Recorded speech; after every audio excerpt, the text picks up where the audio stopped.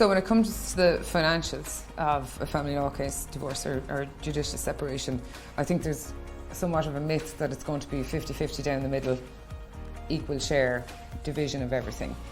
In reality, that's not how it is.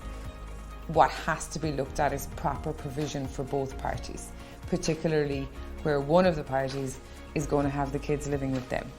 That's what the courts will look at. So if you're legal age client or if you're a multimillionaire client, proper provision for the parties is what it looks at. The simple way to look at it is like this. It was one house with two incomes. It's now two houses with one income.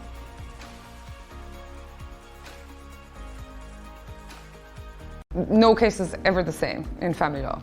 So with regards to the facts that you're going to give to us when you come in, then we can give you an idea as to how long it's going to take. If there's one property and that needs to be sold, you give or take a couple of months in that respect for the property to be sold, and the money's divided. At the end of the day, that's really what a lot of it comes down to.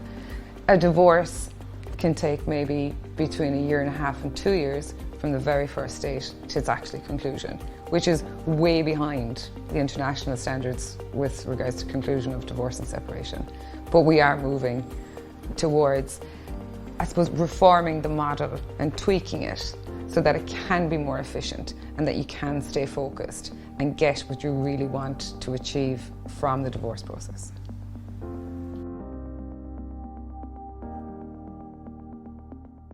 It's a really good question. Is there such a thing as a good divorce? You know what? Yes, because you're going to have situations where people just shouldn't be together anymore. They really shouldn't be together anymore in their interests, in the interests of both of them being happy and moving on, or in the interests of their children not being in a tense environment for any longer. So yes, there is such a thing as a good divorce.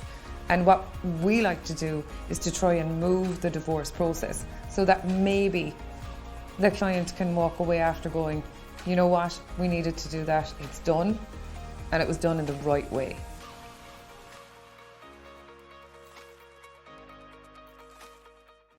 With regards to remaining objective, and as I said, the first thing that we're going to ask you to do is to set out your priorities and what you really want from the divorce.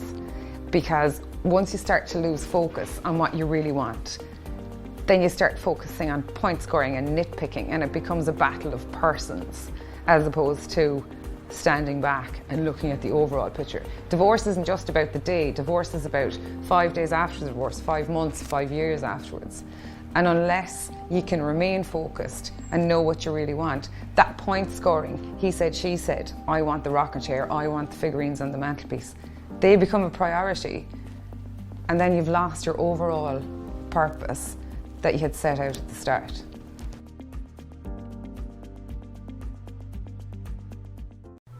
So once the solicitor's role is engaged with regards to family law, there's a sudden rush with regards to the start of the process, and there's lots of paperwork and there's lots of questions and there's lots of filing of financial statements.